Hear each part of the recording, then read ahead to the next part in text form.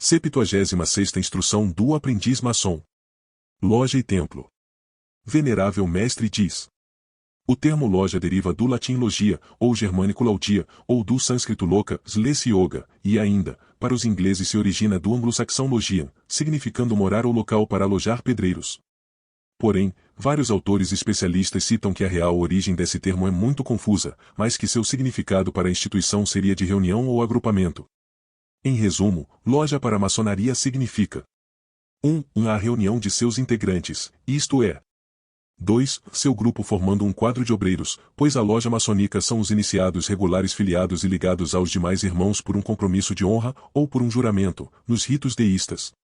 A loja não necessita de um edifício para existir, pois não é o imóvel em que se reúnem os maçons para os trabalhos da oficina, ressaltando-se ser a loja célula mater da maçonaria, pois a instituição não existe sem suas lojas.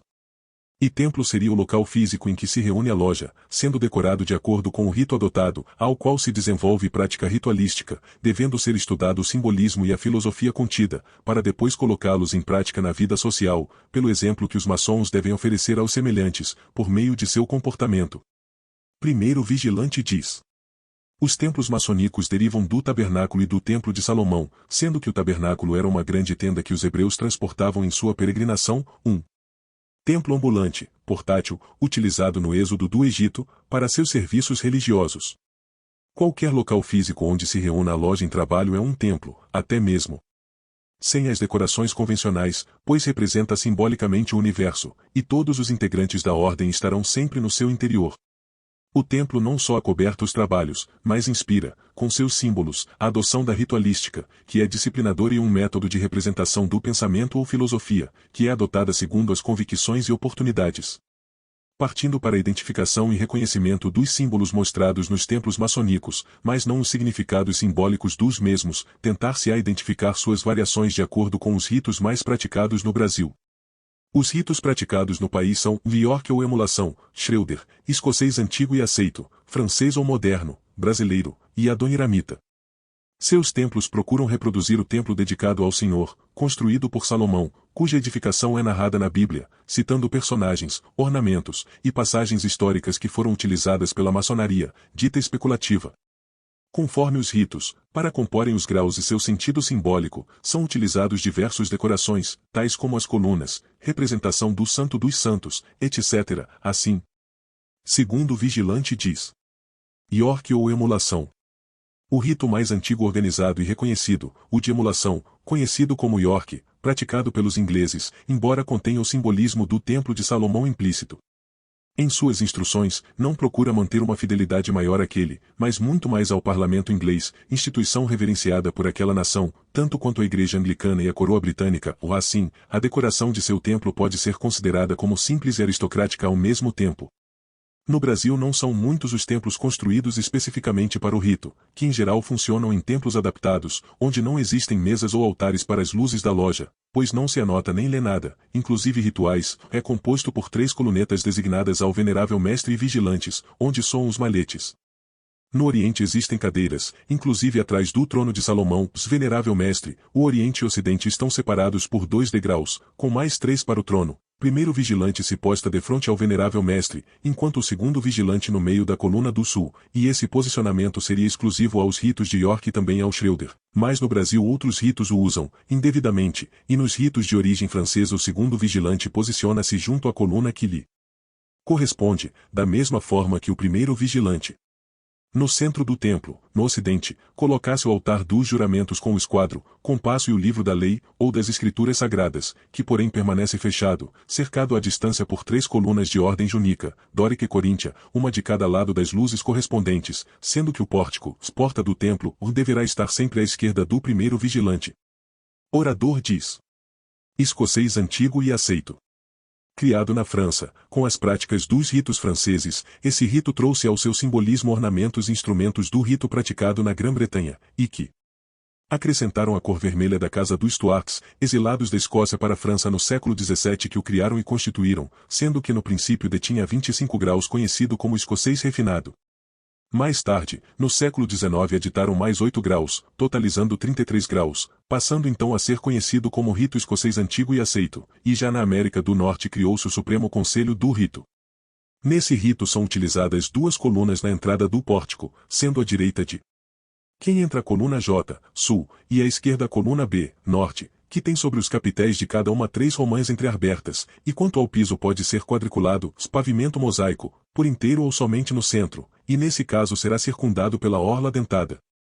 O altar dos juramentos, onde estão as 3 grandes luzes da ordem, fica instalado no lado oriental da orla dentada, porém, em local diferente dos rituais praticados pelas grandes lojas e pelo Grande Oriente de França, pois neles o altar localiza-se no oriente, e o segundo vigilante posta-se junto à coluna J, dos companheiros, não no centro destes integrantes, posição característica e própria dos ritos de York e Schroeder.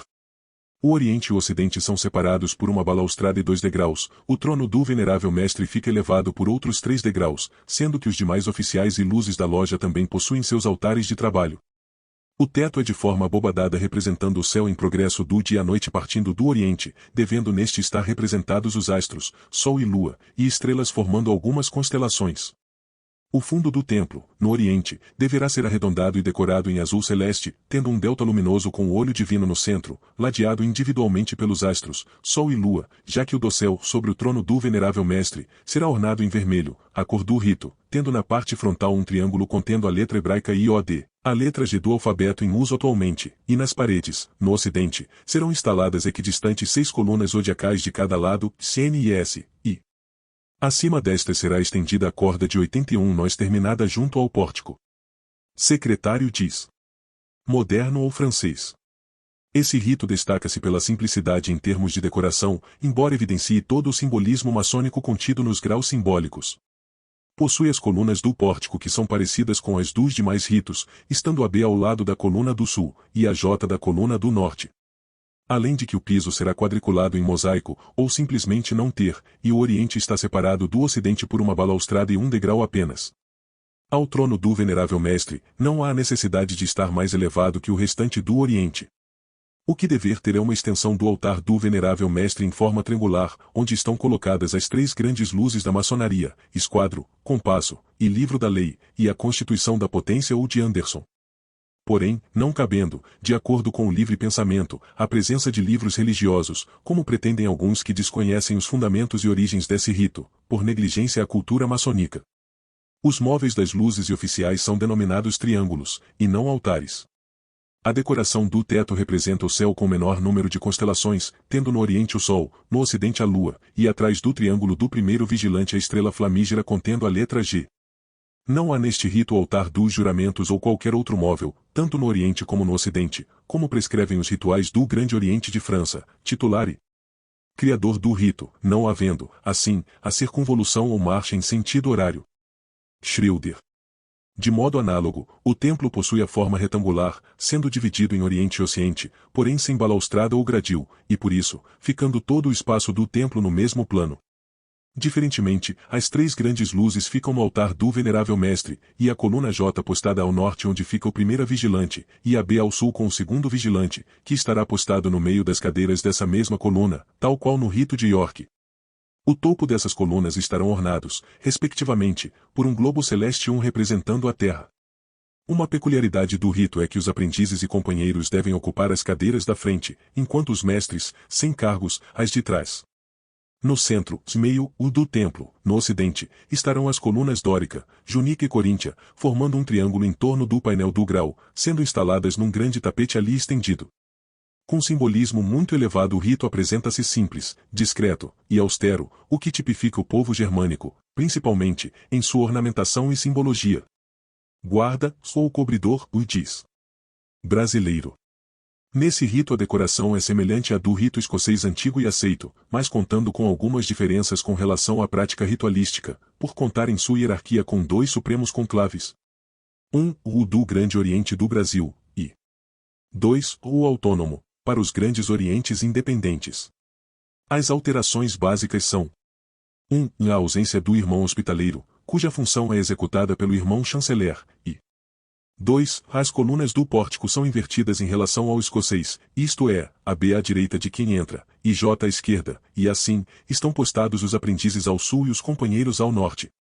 Trabalham com 2 IRM. Como mestres de cerimônias, postando-se o primeiro junto ao irmão tesoureiro na coluna J, e o segundo junto ao altar do irmão chanceler hospitaleiro na coluna B. Tal como nos demais ritos, no fundo do Oriente são instalados ornamentos que representam os astros, mas que acompanham a posição do irmão orador à direita do venerável mestre e do irmão secretário à esquerda. Diferenças em relação ao rito escocês praticamente inexistem, a não ser na dinâmica ritualística, mas a decoração e ornamentação do templo recebe cor azul nas paredes e dossel, pois a cor oficial do rito é azul marinho, pela correspondência ao azul que compõe as cores existentes na bandeira brasileira.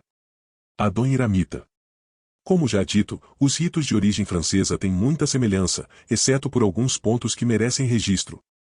No rito adoniramita, tal como nos ritos francês, Schreuder e brasileiro, as colunas são instaladas invertidas em relação aos demais, porque obedecem à disposição dos nomes auferidos às colunas do Templo de Salomão, isto é, na posição de quem entra no mesmo, tendo a B à direita, sul, e a J à esquerda, norte. Os vigilantes acompanham suas respectivas colunas, isto é, postados à frente das mesmas, o primeiro vigilante fica ao sul cuidando dos companheiros, e o segundo vigilante ao norte onde cuida dos aprendizes. Nesse rito, o altar dos juramentos, que em forma de triângulo, será instalado no oriente, centralizado defronte ao altar do venerável mestre, e entre estes, mais à direita de quem observa, um outro altar, menor e triangular, suportará um dispositivo próprio ou castiçal, que contém a chama sagrada ou fogo eterno.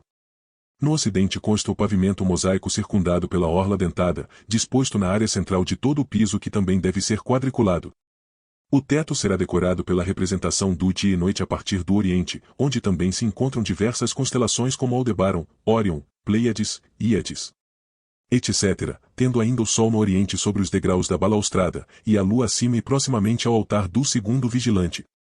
O dossel acima do altar do venerável mestre terá predominantemente a cor azul, e no fundo do Oriente, afastado da parede a possibilitar a circunvolução infinita, Sim 8, única característica desse rito, será instalado um retábulo que conterá as representações do delta luminoso com o olho onivente no centro, ladeado pelas do Sol e da Lua. Enquanto, ainda no Oriente, estará o altar dos juramentos que contém o livro da lei, representado pela Bíblia, o esquadro, e o compasso. Segundo alguns estudiosos, as denominadas colunas zodiacais deveriam estar sempre presentes em todos os ritos franceses, todavia, os rituais adoniramitas não as trazem descritas como parte de sua ornamentação. Venerável mestre diz. Finalmente, embora existam sérias divergências entre muitos autores quanto à definição de loja, assim como dos detalhes na decoração e ornamentos dos templos nos diversos ritos, caberiam estudos individuais mais aprofundados, em busca de outras informações que melhor ilustrassem o tema, que se mostra muito amplo e controverso. Querido irmão, você gostou desse conteúdo?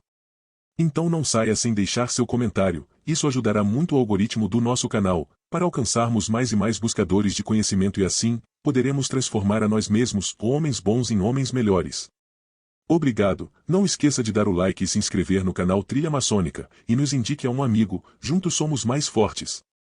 Ah, só mais um recado importante, se você deseja conhecer um pouco mais profundo sobre a maçonaria, acesse a descrição ou o primeiro comentário desse vídeo e clique no link do nosso treinamento e também se desejar adquirir o livro físico das 100 instruções do aprendiz maçom. Fraterno abraço a todos e que o grande arquiteto do universo ilumine cada um.